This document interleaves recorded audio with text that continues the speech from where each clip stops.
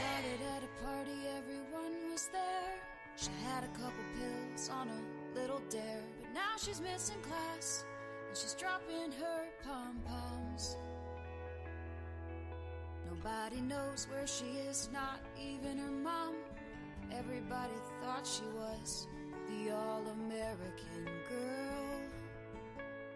So there goes the books, it's all about the score. There goes the doggy, life is such a bore. There goes the family, she's got a new friend. There goes the looks, this is the end.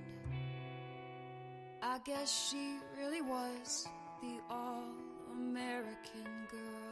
Pick up heroin and you'll throw away everything you love. Share your stories on Instagram with #heroin.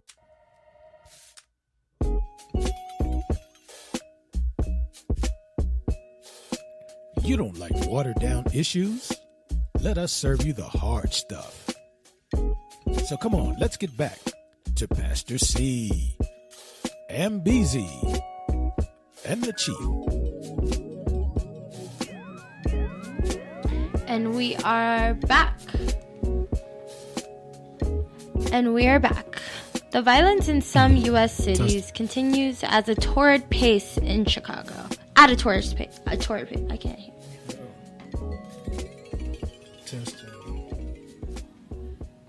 Test. We're not on.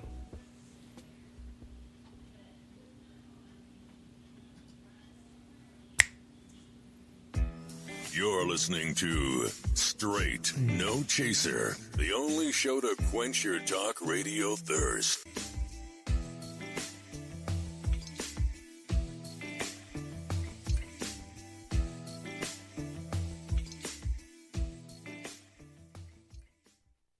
Anyone else? My name is David, and in 8 years, I'll be an alcoholic. Hi, David. I'll start drinking in middle school, just at parties. But my parents won't start talking to me about it till high school. And by then, I'll already be in some trouble. Kids who drink before age 15 are 5 times more likely to have alcohol problems when they're adults. The thing is, my parents won't even see it coming. So start talking. Who's next? Before they start drinking. I just remembered it's election. All right.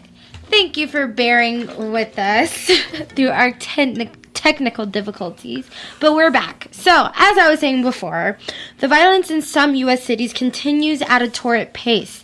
In Chicago, during the weekend of August 6th, 72 people were shot and 13 of those people were killed.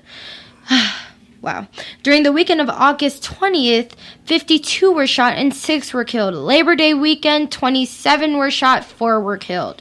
And, in Baltimore as well, during the Labor Day weekend, 22 people were shot, including a 4- and 6-year-old child.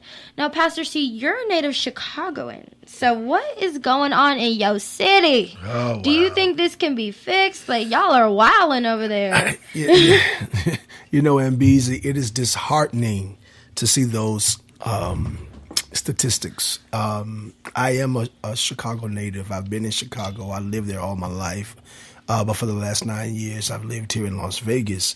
And it is very disheartening to know and to witness, to hear about and to read about the murders that are happening on a consistent basis in the Chicagoland area.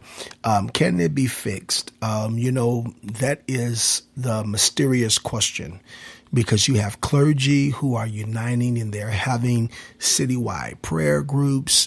You have some major influential civil rights leaders who are shutting down the expressways and different things like that to march and try to make a difference. And yet we are still seeing the brutality that is happening in our communities. And so I would pray that one day it will be fixed. It will be addressed.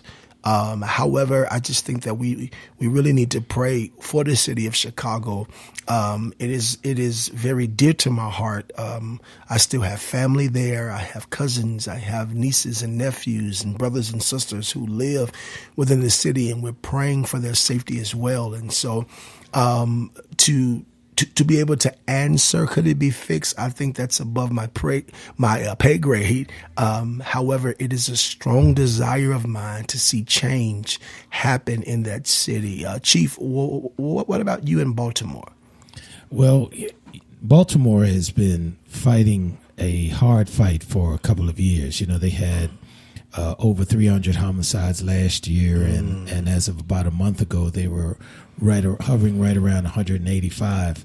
So that's an unacceptable level of loss.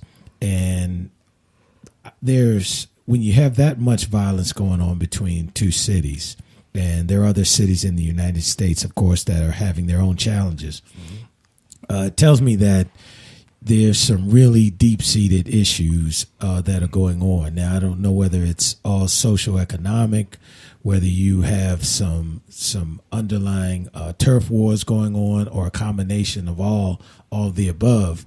But at this point, though, it's just so important that the officials in Chicago and in Baltimore take a very comprehensive approach to dealing with the violence in those cities. Yeah. For example, in Baltimore, you have a large population of heroin users. You have a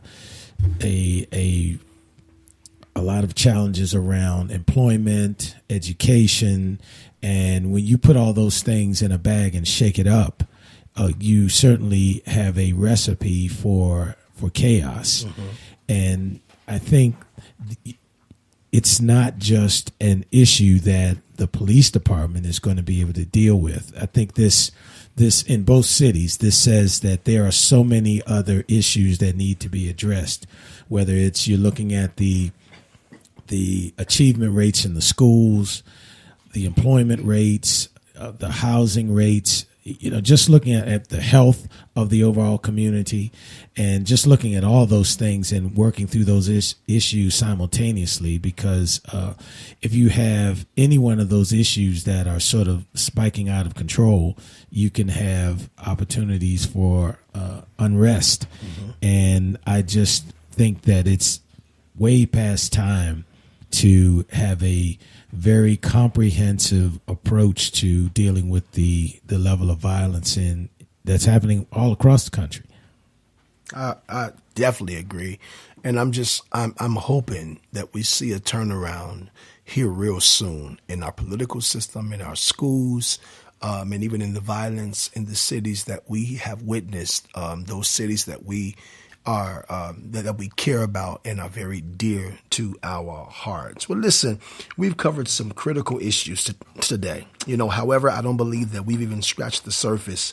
We spoke about hairstyles, the NFL protesters, and violence in the cities are issues which are not insurmountable and only require a willingness by the citizens of our great country to correct in a collaborative spirit. Our country is too great and diverse to allow issues to compound to the point that we shut down the mechanisms of goodwill and communication. So I just ask everyone to take a deep breath, think about a solution, and let's work together. Please. Indeed. The Bible talks about how can two walk together except they be agreed.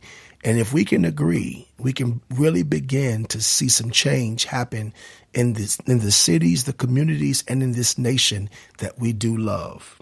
That's all the time we have this week. I am Pastor C.